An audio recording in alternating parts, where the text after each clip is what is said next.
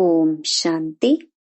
21 फरवरी 2021 अव्यक्त बाप दादा के महावाक्य। ओरिजिनल डेट 6 नवंबर 1987। निरंतर सेवाधारी बनने का साधन 4 प्रकार की सेवाएं। आज विश्व कल्याणकारी विश्व सेवाधारी बाप अपने विश्व सेवाधारी सहयोगी सर्व बच्चों को देख रहे थे कि हर एक बच्चा निरंतर सहज योगी के साथ साथ निरंतर सेवाधारी कहाँ तक बने हैं, क्योंकि याद और सेवा दोनों का बैलेंस सदा ब्राह्मण जीवन में बाप दादा और सर्वश्रेष्ठ ब्राह्मण आत्माओं द्वारा ब्लेसिंग का पात्र बनाता है। इस संगम युग पर ही ब्राह्मण जीवन में परमात्म आशीर्वादें और ब्राह्मण परिवार की आशीर्वादें प्राप्त होती हैं। इसलिए इस छोटी सी जीवन में सर्व प्राप्तियां और सदा काल की प्राप्तियां सहज प्राप्त होती हैं। इस संगम युग को विशेष ब्लेसिंग युग कह सकते हैं। इसीलिए ही इस युग को महान युग कहते हैं। स्वयं बाप हर श्रेष्ठ कर्म, हर श्रेष्ठ संकल्प के आधार पर हर ब्राह्मण बच्चे को हर समय दिल से आशीर्वाद देते रहते हैं। यह ब्राह्मण जीवन परमात्म आशीर्वाद की पालना से वृद्धि को प्राप्त होने वाली जीवन है। भोलानाथ बाप सर्व आशीर्वाद की झोलियां खुले दिल से बच्चों को दे रही हैं, लेकिन यह सर्व आशीर्वाद लेने का आधार याद और सेवा का बैलेंस है। अगर निरंतर योगी हैं तो साथ साथ निरंतर सेवाधारी भी हैं। सेवा का महत्व सदा बुद्धि में रहता है। कई बच्चे समझते हैं सेवा का जब चांस मिलता है वह कोई साधन व समय जब मिलता है तब ही सेवा करते हैं, लेकिन बाप दादा जैसे याद निरंतर सहज अनुभव कराते हैं, वैसे सेवा भी निरंतर और सहज हो सकती है। तो आज बाप दादा सेवाधारी बच्चों की सेवा का चार्ट देख रहा था। जब तक निरंतर सेवाधारी नहीं बने तब तक सदा की आशीर्वाद के अनुभवी नहीं बन सकते। जैसे समय प्रमाण, सेवा के चांस प्रमाण, प्रोग्राम प्रमाण सेवा करते हो, उस समय सेवा के फल स्वरूप बाप की, परिवार की आशीर्वाद व सफलता प्राप्त करते हो, लेकिन सदा काल के लिए नहीं। इसलिए कभी आशीर्वाद के कारण सहज स्व व सेवा में उन्नति अनुभव करते हो और कभी मेहनत के बाद सफलता अनुभव करते हो, क्योंकि निरंतर याद और सेवा का बैलेंस नहीं है। निरंतर सेवाधारी कैसे बन सकते? आज उस सेवा का महत्व सुना रहे हैं। सारे दिन में भिन्न भिन्न प्रकार से सेवा कर सकते हो। इसमें एक है स्व की सेवा, अर्थात स्व के ऊपर संपन्न और संपूर्ण बनने का सदा अटेंशन रखना। आपके इस पढ़ाई के जो मुख्य सब्जेक्ट हैं, उन सब में अपने को पास विद ऑनर बनाना है। इसमें ज्ञान स्वरूप, याद स्वरूप, धारणा स्वरूप सब में संपन्न बनना है। यह स्वसेवा सदा बुद्धि में रहे। यह स्वसेवा स्वतः ही आपके संपन्न स्वरूप द्वारा सेवा कराती रहती है, लेकिन इसकी विधि है अटेंशन और चेकिंग। स्व की चेकिंग करनी है, दूसरों की नहीं करनी। दूसरी है विश्व सेवा, जो भिन्न भिन्न साधनों द्वारा, भिन्न भिन्न विधि से, वाणी द्वारा व संबंध संपर्क द्वारा करते हो। यह तो सब अच्छी तरह से जानते हैं। तीसरी है यज्ञ सेवा, जो तन और धन द्वारा कर रहे हो। चौथी है मनसा सेवा, अपनी शुभ भावना, श्रेष्ठ कामना, श्रेष्ठ वृत्ति, श्रेष्ठ वाइब्रेशन द्वारा किसी भी स्थान पर रहते हुए अनेक आत्माओं की सेवा कर सकते हो। इसकी विधि है लाइट हाउस, माइट हाउस बनना। लाइट हाउस एक ही स्थान पर स्थित होते दूर दूर की सेवा करते हैं। ऐसे आप सभी एक स्थान पर होते अनेकों की सेवा अर्थ निमित्त बन सकते हो।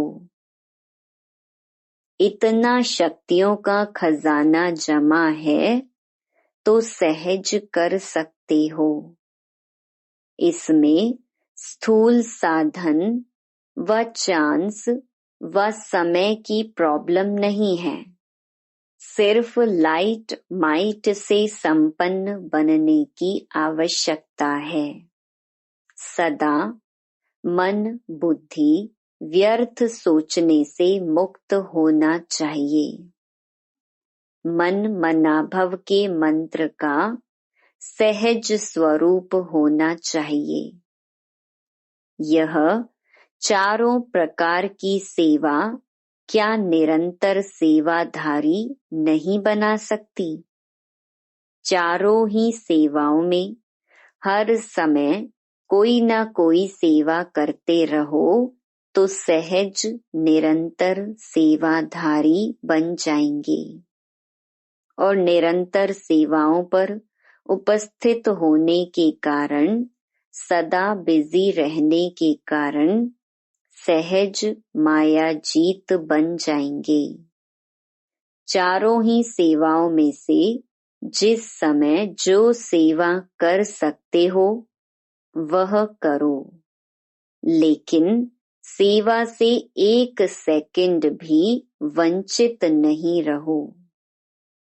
24 घंटा सेवाधारी बनना है। 8 घंटे के योगी व सेवाधारी नहीं, लेकिन निरंतर सेवाधारी। सहज है ना? और नहीं तो स्व की सेवा तो अच्छी है। जिस समय जो चांस मिले वह सेवा कर सकते हो। कई बच्चे शरीर के कारण व समय न मिलने कारण समझते हैं हम तो सेवा कर नहीं सकते हैं। लेकिन अगर 4 ही सेवाओं में से कोई भी सेवा में विधि पूर्वक बिजी रहते हो तो सेवा की सब्जेक्ट्स में मार्क्स जमा होती जाती हैं और यह मिले हुए नंबर अंक फाइनल रिजल्ट में जमा हो जाएंगे। जैसे वाणी द्वारा सेवा करने वालों के मार्क्स जमा होते हैं, वैसे यज्ञ सेवा व स्व की सेवा व मनसा सेवा इनका भी इतना ही महत्व है। इसके भी इतने नंबर जमा होंगे। हर प्रकार की सेवा के नंबर इतने ही हैं, लेकिन जो चारों ही प्रकार की सेवा करते उसके उतने नंबर जमा होते। जो 1 व 2 प्रकार की सेवा करते उसके नंबर उस अनुसार जमा होते। फिर भी अगर 4 प्रकार की नहीं कर सकते, 2 प्रकार की कर सकते हैं तो भी निरंतर सेवाधारी हैं। तो निरंतर के कारण नंबर बढ़ जाते हैं। इसलिए ब्राह्मण जीवन अर्थात निरंतर सेवाधारी सहज योगी। जैसे याद का अटेंशन रखते हो कि निरंतर रहे, सदा याद का लिंक जुटा रहे, वैसे सेवा में भी सदा लिंक जुटा रहे। जैसे याद में भी भिन्न भिन्न स्थिति का अनुभव करते हो, कभी बीज रूप का, कभी फरिश्ता रूप का, कभी मनन का, कभी रूह रिहान का। लेकिन स्थिति भिन्न भिन्न होते भी याद की सब्जेक्ट में निरंतर याद में गिनते हो। ऐसे यह भिन्न भिन्न सेवा का रूप हो। लेकिन सेवा के बिना जीवन नहीं। श्वासोश्वास याद और श्वासोश्वास सेवा हो, इसको कहते हैं बैलेंस। तब ही हर समय ब्लेसिंग प्राप्त होने का अनुभव सदा करते रहेंगे और दिल से सदा स्वतः ही यह आवाज निकलेगा कि आशीर्वादों से पल रहे हैं। आशीर्वाद से, उड़ती कला के अनुभव से उड़ रहे हैं। मेहनत से, युद्ध से छूट जाएंगे। क्या, क्यों, कैसे, इन प्रश्नों से मुक्त हो सदा प्रसन्न रहेंगे। सफलता सदा जन्म सिद्ध अधिकार के रूप में अनुभव करते रहेंगे। पता नहीं क्या होगा, सफलता होगी व नहीं होगी, पता नहीं हम आगे चल सकेंगे व नहीं चल सकेंगे।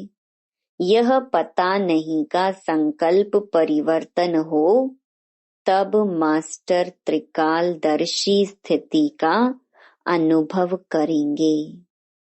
विजय हुई पड़ी है, यह निश्चय और नशा सदा अनुभव होगा।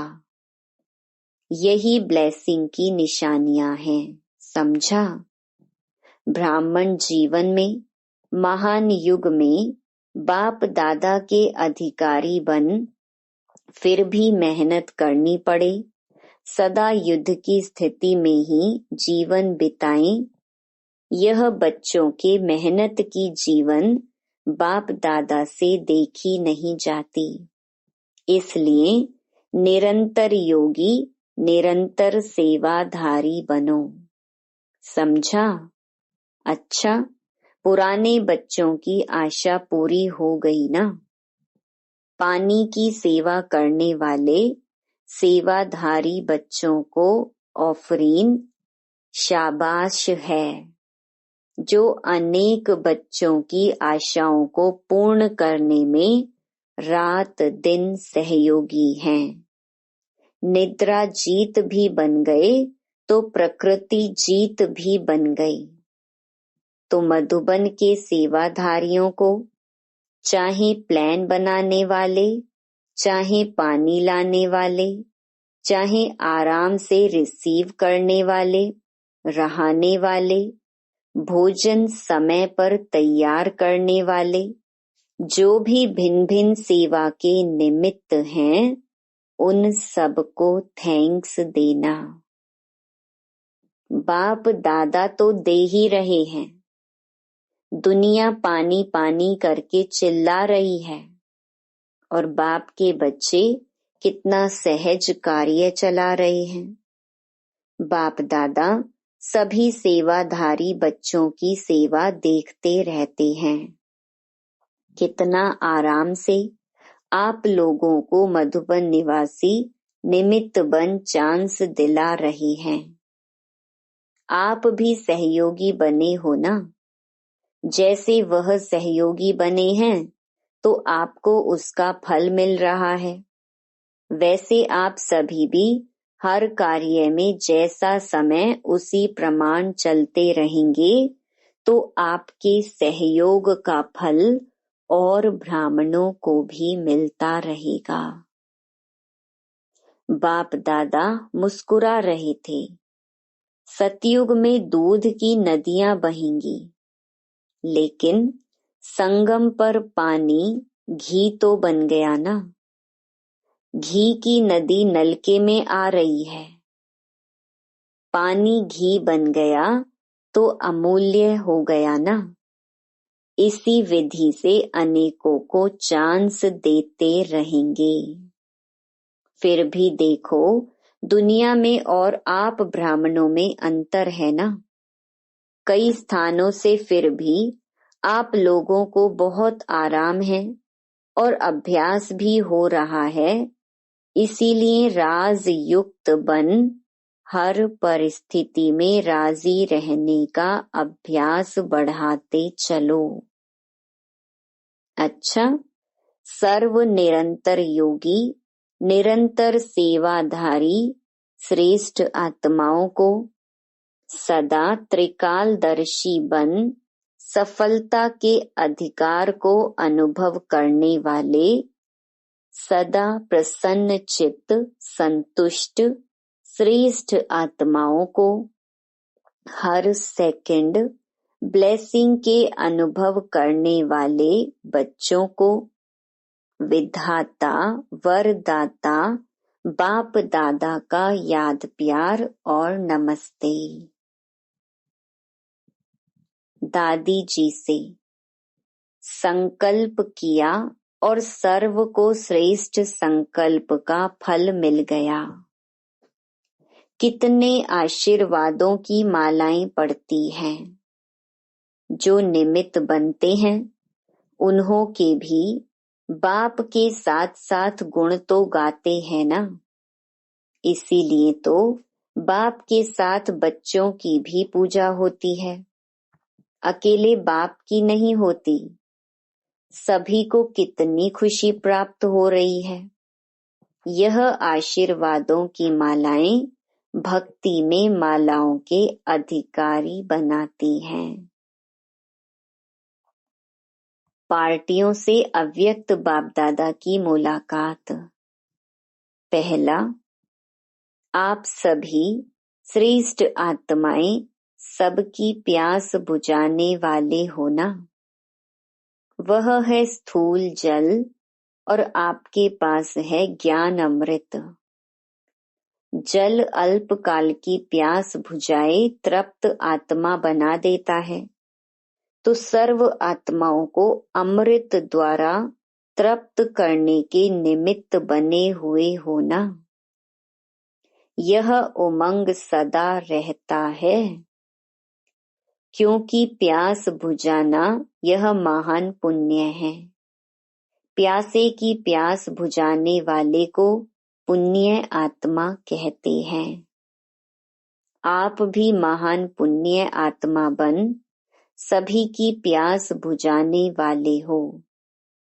जैसे प्यास से मनुष्य तड़फते हैं, अगर पानी ना मिले तो प्यास से तड़फेंगे ना। ऐसे ज्ञान अमृत ना मिलने से आत्माएं दुख अशांति में तड़फ रही हैं, तो उनको ज्ञान अमृत देकर प्यास बुझाने वाली पुण्य आत्माएं हो। तो पुण्य का खाता अनेक जन्मों के लिए जमा कर रहे हो ना। एक जन्म में ही अनेक जन्मों का खाता अनेक जन्मों के लिए जमा कर रहे हो ना। एक जन्म में ही अनेक जन्मों का खाता जमा होता है। तो आपने इतना जमा कर लिया है ना, इतने मालामाल बन गए जो औरों को भी बांट सकते हो। अपने लिए भी जमा किया और दूसरों को भी देने वाले दाता बने। तो सदा यह चेक करो कि सारे दिन में पुण्य आत्मा बने, पुण्य का कार्य किया या सिर्फ अपने लिए ही खाया पिया मौज किया। जमा करने वाले को समझदार कहा जाता है, जो कमाए और खाए उसको समझदार नहीं कहेंगे। जैसे भोजन खाने के लिए फुर्सत निकालते हो क्योंकि आवश्यक है, ऐसे यह पुण्य का कार्य करना भी आवश्यक है। तो सदा ही पुण्य आत्मा हो, कभी कभी की नहीं। चांस मिले तो करें, नहीं चांस लेना है। समय मिलेगा नहीं, समय निकालना है, तब जमा कर सकेंगे। इस समय जितना भी भाग्य की लकीर खींचने चाहो उतना खींच सकते हो, क्योंकि बाप भाग्य विधाता और वरदाता है। श्रेष्ठ नॉलेज की कलम बाप ने अपने बच्चों को दे दी है। इस कलम से जितनी लंबी लकीर खींचनी चाहो खींच सकते हो। अच्छा, दूसरा, सभी राज ऋषि हो ना। राज अर्थात अधिकारी और ऋषि अर्थात तपस्वी। तपस्या का बल सहज परिवर्तन कराने का आधार है। परमात्मा लगन से स्वयं को और विश्व को सदा के लिए निर्विघ्न बना सकते हैं। निर्विघ्न बनना और निर्विघ्न बनाना, यही सेवा करते हो ना। अनेक प्रकार के विघ्नों से सर्व आत्माओं को मुक्त करने वाले हो। तो जीवन मुक्त का वरदान बाप से लेकर औरों को दिलाने वाले हो ना। निर्बंधन अर्थात जीवन मुक्त। तीसरा, हिम्मते बच्चे मददे बाप। बच्चों की हिम्मत पर सदा बाप की मदद पदम गुणा प्राप्त होती है। बोझ तो बाप के ऊपर है, लेकिन ट्रस्टी बन सदा बाप की याद से आगे बढ़ते रहो। बाप की याद ही छत्र छाया है। पिछला हिसाब सूली है, लेकिन बाप की मदद से कांटा बन जाता है। परिस्थितियां आनी जरूर हैं, क्योंकि सब कुछ यहाँ ही चुकतू करना है, लेकिन बाप की मदद कांटा बना देती है। बड़ी बात को छोटा बना देती है, क्योंकि बड़ा बाप साथ है। सदा निश्चय से आगे बढ़ते रहो। हर कदम में ट्रस्टी। ट्रस्टी अर्थात सब कुछ तेरा, मेरापन समाप्त। गृहस्थी अर्थात मेरा। तेरा होगा तो बड़ी बात छोटी हो जाएगी और मेरा होगा तो छोटी बात बड़ी हो जाएगी। तेरापन हल्का बनाता है और मेरापन भारी बनाता है। तो जब भी भारी अनुभव करो तो चेक करो कि कहाँ मेरापन तो नहीं। मेरे को तेरे में बदली कर दो तो उसी घड़ी हल्के हो जाएंगे। सारा बोझ 1 सेकंड में समाप्त हो जाएगा। अच्छा, वरदान। संतुष्टता की विशेषता व श्रेष्ठता द्वारा सर्व के इष्ट बनने वाले वरदानी मूर्त भव। जो सदा स्वयं से और सर्व से संतुष्ट रहते हैं, वही अनेक आत्माओं के इष्ट व अष्ट देवता बन सकते हैं। सबसे बड़े से बड़ा गुण कहो, दान कहो या विशेषता व श्रेष्ठता कहो, वह संतुष्टता ही है। संतुष्ट आत्मा ही प्रभु प्रिय, लोक प्रिय और स्वयं प्रिय होती है। ऐसी संतुष्ट आत्मा ही वरदानी रूप में प्रसिद्ध होगी। अभी अंत के समय में महादानी से भी ज्यादा वरदानी रूप द्वारा सेवा होगी। स्लोगन। विजयी रतन वह है जिसके मस्तक पर सदा विजय का तिलक चमकता हो। Om Shanti. To watch Peace of Mind channel videos on YouTube, subscribe us on youtube.com/tvpeaceofmind. Just a click for a peaceful life.